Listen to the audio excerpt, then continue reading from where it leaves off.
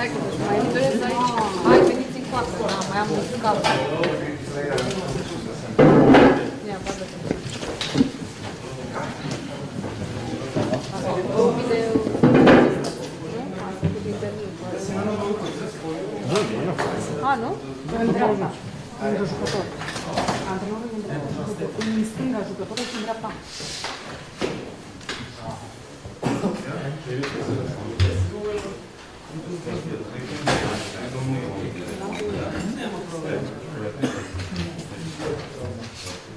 İyi akşamlar. Sonunda geldik.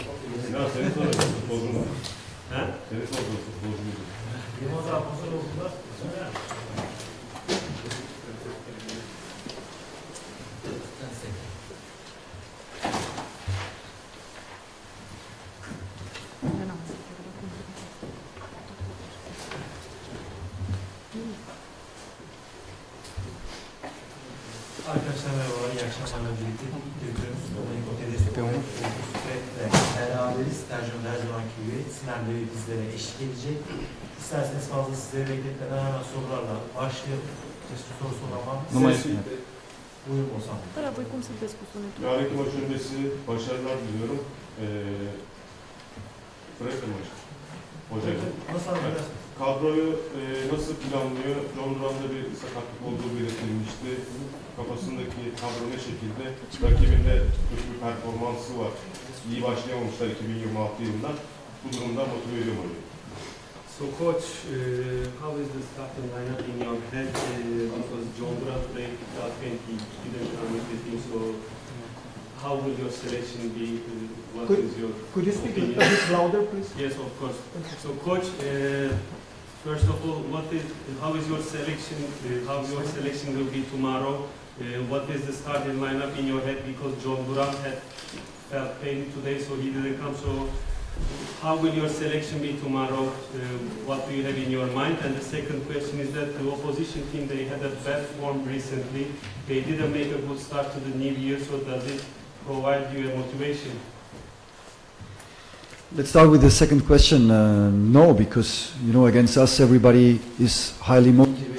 They have still a chance to achieve the top 24.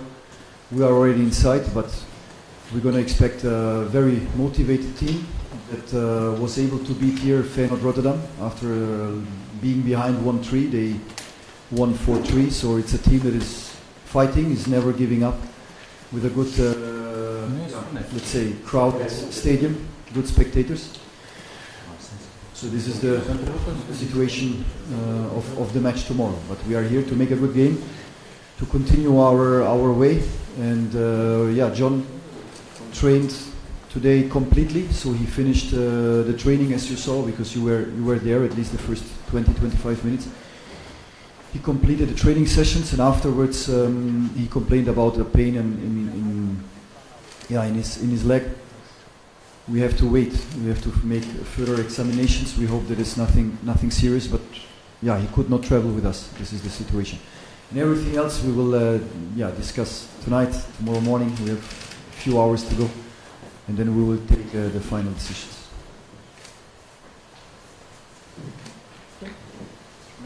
İkinci sorunuzla başlayalım. Hayır, çünkü bize karşı her rakip, kim olursa olsun bize karşı oynayan rakipler yüksek motivasyonla oynuyorlar. Hala ilk 24'te bitirme ihtimalleri var. Biz ilk 24'ün içerisindeyiz. Ama yarın karşımızda motivasyonu yüksek bir takım bekliyoruz. Feyenoord'a karşı burada 3-1 gerideyken 4-3 galip geldiler. Savaşçı bir takım, savaşıyorlar. Sonuna kadar pes etmiyorlar. Aynı zamanda iyi bir taraftarları var. Kalabalık bir stadyumda oynayacağız. Durum bu. Biz iyi bir maç oynamak için geldik buraya. Yolumuza devam etmek istiyoruz. John Duran bugün antrenmanı tamamladı. Sizler de en azından bazılarınız basın olarak zaten antrenmanın ilk 20-25 dakikasında oradaydınız. Antrenmana katıldı, antrenmanı da tamamladı. Fakat antrenman bittikten sonra bir ağrı şikayeti oldu bacağında. Beklememiz gerekiyor tam kontrollerin yapılmasının ne olduğunu görmek için. Ama umuyorum ki ciddi bir şeyi yoktur. Takımla seyahat edemedi, buraya gelemedi kendisi. Nasıl bir takımla çıkacağımız konusunu kendi aramızda bu akşam konuşacağız. Teknik heyet olarak yarın da bu durumu değerlendirecek birkaç saatimiz olacak son kararı verebilmek için.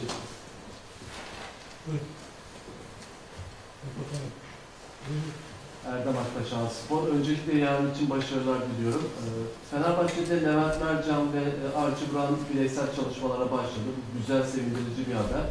Ama yarınki maçta sol bek pozisyonunda bir Osterwolde tercihi olur mu, yoksa yine Oğuz Aydın, Semedo ve Mert Müldür gibi isimleri orada kullanmayı mı düşünüyor hocam?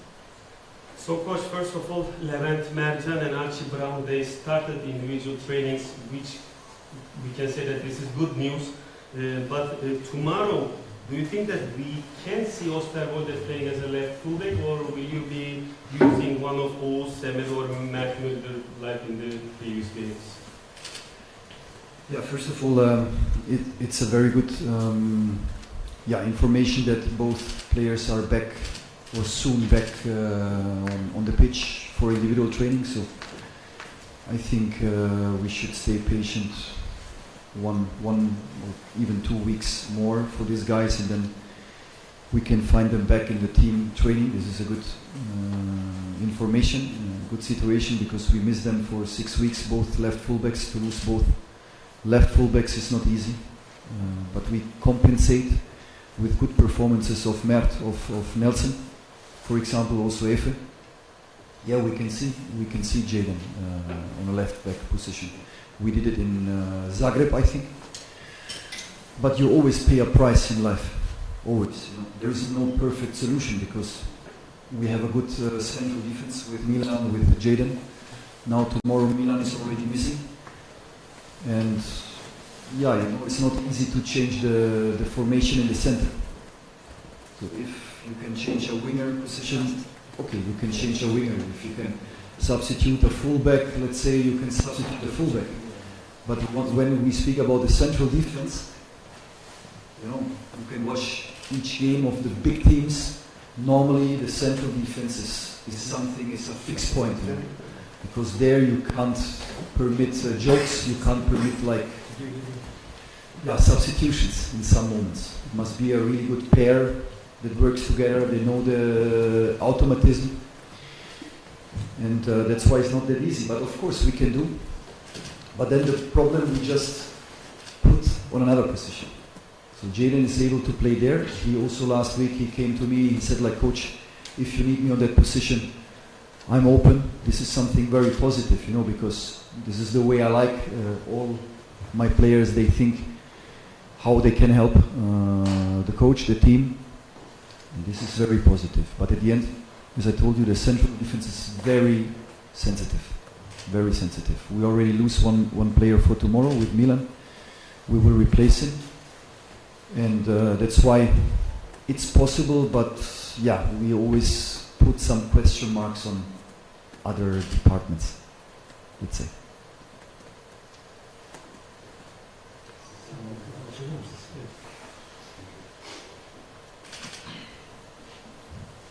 Öncelikle tabii ki bizler için iyi bir bilgi bu oyuncuların bireysel antrenmanlara dönmüş olmaları ve yakında takıma katılacak olmaları bizler için iyi bir haber, ama birazcık daha sabırlı olmamız gerekiyor. Yaklaşık 1-2 hafta daha beklememiz gerekiyor. Ondan sonra takıma katılabilecekler. Belirtmiş olduğum gibi bu durum bizim için iyi bir durum, iyi bir bilgi.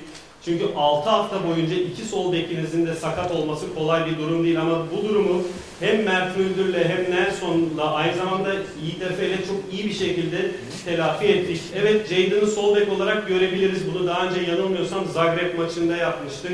Ama tabii ki hayatta her şeyin bir bedeli vardır. Bir şey yaptığınız zaman bunun bir bedeli oluyor ve hiçbir çözüm kusursuz olmuyor. Çünkü Milan ve Jadon'la merkezde iyi bir ikili yakaladık aslında ve yarın zaten Milan yok. Geliyor değil mi ses? Siz kapamışsınız. Baştan almayayım değil mi? Dolayısıyla değişiklik yapmak kolay değil. Bir kanat oyuncusunu değiştirebilirsiniz ya da bir bek oyuncusunu değiştirebilirsiniz, ama merkezi, özellikle stoper ikilisini değiştirmek kolay değildir. Büyük takımlara baktığınız zaman genelde o bölge, stoper bölgesi, 2 stoper normalde fikstir. Bu konuda dolayısıyla çok fazla değişiklik yapmak kolay değildir. Biz de iyi bir çift yakaladık merkezde. Otomatikleşmesi için iki oyuncunun birlikte oynaması çok önemli. Evet, belirtmiş olduğunuz gibi yapabiliriz, ama o zaman da başka problemler ortaya çıkıyor. Jadon bana kendisi gelip ihtiyaç olması durumunda sol bek pozisyonunda oynayabilir. edebileceğini söylemişti. Ki bu benim için çok pozitif bir durum çünkü bütün oyuncularım aslında hocasına nasıl yardım edebileceğini düşünüyor. Bu durum bizler için çok pozitif ama belirtmiş olduğum gibi merkezdeki oyuncular çok önemli oluyor her zaman ki elimizdeki zaten bir tanesi Milan cezalı olduğu için bizimle birlikte olmayacak. Evet, sormuş olduğunuz soru mümkün mü? Bu mümkün ama o zaman da başka sorunlar ortaya çıkıyor diğer pozisyonlarda. Evet, Özkan Bey. Özkan Öztürk, TRT Spor. Yarın için başarılar. Ben Fred'e soru yöneltmek istiyorum. Genduzi statü gereği forma giyemiyor.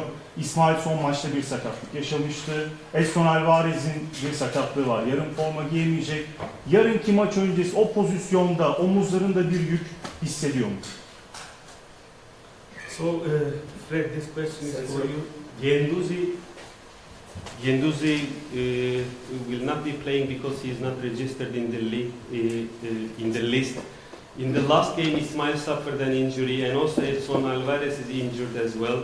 So, do you feel a load on your burden in your position in the center, especially because of letting a lot of players? Unfortunately, first of all, we can't play yet. So,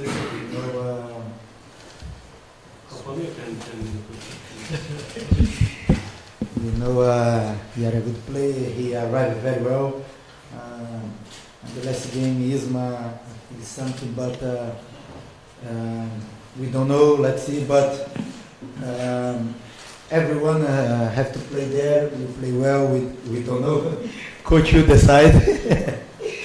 But everyone, then we play there. We play well. We came here to win the game. Independent the play will be inside the pitch. We are one. We have a good squad. So I don't know, and we need to wait for tomorrow. We hope we make a great game tomorrow.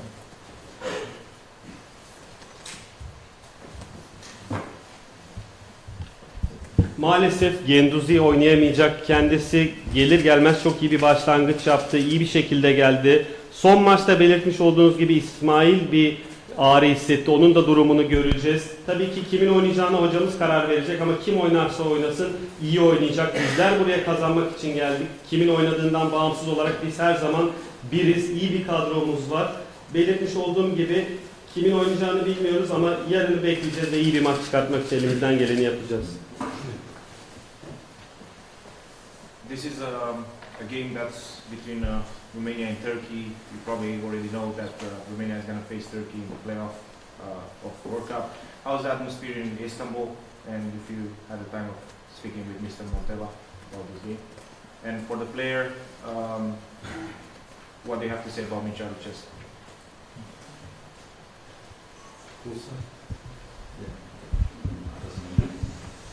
No, I didn't speak with Mr. Montella about the game, of course. We have enough games here, so we are focused on our job, on our games. But the atmosphere in Istanbul is good. Weather was better today. We had good weather, sunshine, good training session. No, the mood is good. We are looking forward to this game, and I think, yeah, for us is a nice opportunity to be here, you know, to play on a good level. European matches are always something special, and that's creating extra motivation.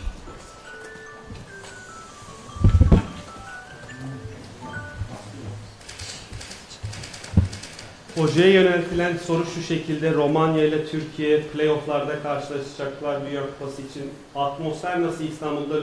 Montella ile görüştünüz mü? Hocamızın cevabı şu şekilde: Montella ile görüşmedim. Bizim de çok fazla maçımız var ve bizler kendi işimize odaklanıyoruz. İstanbul'da atmosfer gayet iyi. Güzel bir hava vardı. Bugün güneş vardı. Güneşli bir havaydı. Antrenmanımızı gerçekleştirdik. İyi bir mod var şu anda. Bu maç için sabırsızlanıyoruz çünkü bizler için de iyi bir fırsat. Çünkü bu seviyede oynamak bizim için iyi bir durum. Avrupa arenaları her zaman çok özel olur. Bu da bizim için ekstra bir motivasyon oluyor. Teşekkürler arkadaşlar. İyi akşamlar.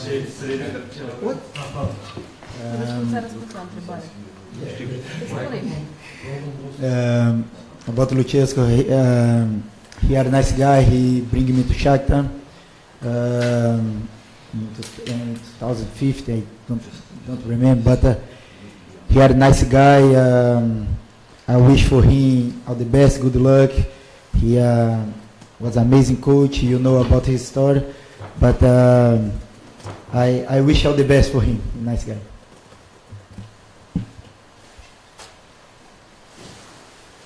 Oyuncuya yöneltilen soru şu şekilde, Lucescu ile görüştünüz mü, konuştunuz mu? Lucescu beni Shakhtar'a getirmişti yanılmıyorsam 2015 yılında. Gerçekten iletiyorum, bol şans diliyorum. Kendisi harika bir teknik direktör, zaten geçmişte başardıklarını biliyorsunuz. Belirtmiş olduğum gibi kendisi benim için çok iyi bir insan ve ona en iyi dileklerimi iletiyorum. Any question? Yes. A small one for Fred and a bigger one for the coach. We can switch. Okay. Also about Mircea Lucescu, how do you see him coaching at 8 years old? Have you imagined when you were at Shakhtar that Mircea Lucescu will still be a coach at 8 years old? And for Mr. Tedesco, the owner of FCSB is too involved into the team, including the technical game decisions. He said he spoke with his players a couple of days ago, and he told them that he cannot be mad on the coach because he's the guilty one with the decisions. Have you ever experienced this in your career?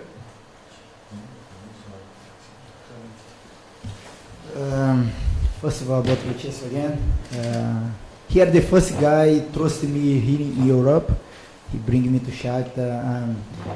I was grateful for him. He trusted me there, and of course, I never know he's still in the to be a coach, but I told I wish all the best for him. He are an amazing guy, amazing coach, and I just want to say thank you, Lucescu, for bringing me to Shakhtar to start my history here in Europe.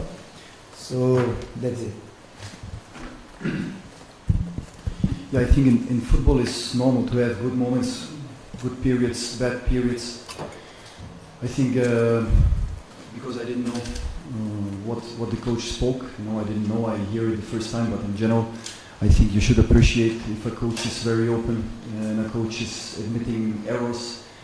Everybody is just a human, so everybody can make errors. And in football, the nice thing is that everybody can speak about football, But after the game, it's always a little bit easier to say, yeah, this and this decision probably was not the right one. You could have changed. But the interesting thing is before the game. So this is my opinion about it. But what's happened if the owner is involved in the middle of the game? This I didn't understand. The owner, you mean? Yeah. Yeah, I think it's football. Nowadays or in general in football there are a lot of emotions. And yes, I faced it, but at the end I have one clear principle, and if the owner of a club has a certain opinion, we have to accept. It's my opinion, because if you have a president that has a clear opinion, he's the president of the club, or in this special case is the owner of the club, you have to accept. It's very important to be all together in one special, specific situation. Even if the owner is involved in the technical decisions of the game? I don't know. I'm too far away. To judge it. But have you experienced this in your career? Technical decisions I didn't experience. So far. No. I didn't experience so far. Mashallah.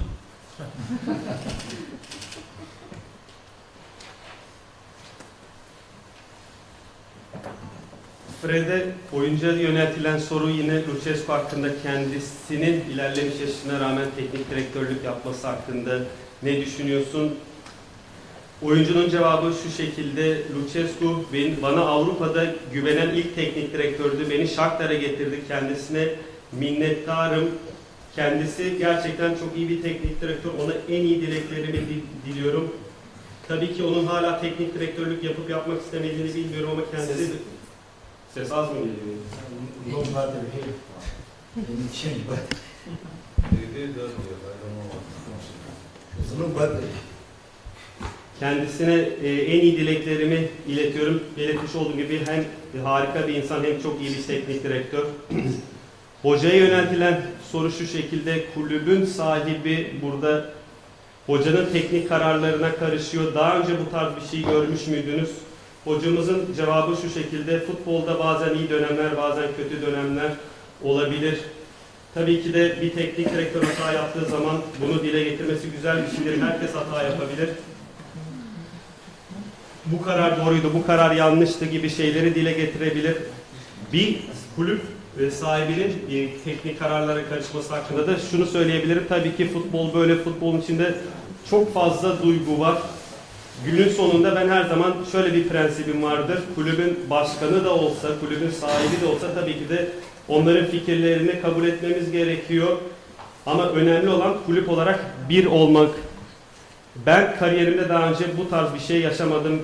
Teknik kararlara bir başkanın veya bir kulüp sahibinin karışmasına hiçbir zaman ben tecrübe etmedim. Bu yüzden maşallah. Teşekkürler arkadaşlar. İyi akşamlar.